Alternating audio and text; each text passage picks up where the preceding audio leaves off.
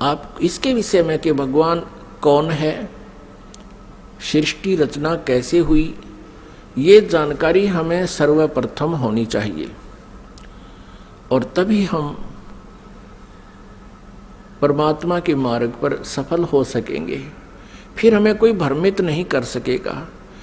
श्रीमद् भगवत गीता अध्याय नंबर 16 के श्लोक नंबर 23 में कहा है कि शास्त्र विधि को त्याग कर जो मनमाना आचरण करते हैं, यानी मनमानी पूजाएं करते हैं, मनमाने साधनाएं करते हैं जो शास्त्रों में विद्यमान नहीं है, जो ज्ञान और उसका समाधान,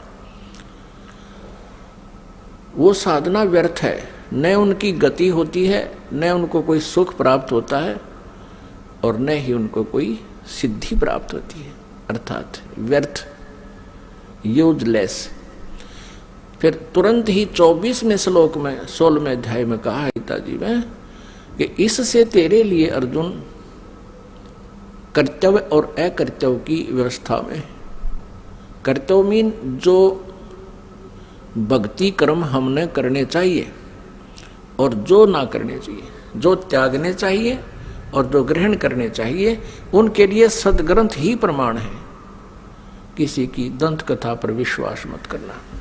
फिर गीता जी अध्याय नंबर 2 के श्लोक नंबर 53 में कहा कि अर्जुन, जिस समय तेरी बुद्धि भिन्न भिन्न प्रकार के भ्रमित करने वाले ज्ञानों से, वचनों से हटकर केवल एक तत्व ज्ञान पर, परमात्म ज्ञान पर स्थिर हो जाएगी, तब तू योग को प्राप्त होगा, तब तो तू भक्त बनेगा, तब तो तेरी भक्ति प्रारंभ होगी। जब तू एक ज्ञान पर, शास्त्र अनुकूल ज्ञान पर तू स्थिर हो जाएगी तेरी बुद्धि, फिर तू डगमग ना होकर के सीधे सुमार्ग पर चल पड़ेगा।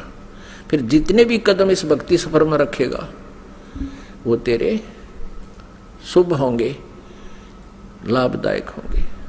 अब सृष्टि रचना के बारे में बहुत से असमंजस हैं। जैसे जैन धर्म के व्यक्ति, श्रद्धालु, आचार्य, मुनि, वो कहते हैं कि इस सृष्टि का कोई रचयिता नहीं, कोई इसका संहार करता नहीं, अनादि है, अपने आप बनती है, अपने आप ये चलती है। ऐसा ही नहीं, और भी बहुत से श्रद्धालु हैं। कोई कहते हैं विष्णु जी ने इसकी रचना की है, जैसे अब पीछे हम बता चुके हैं। इसके विषय में आप जी को विस्तृत डिटेल से बताएंगे।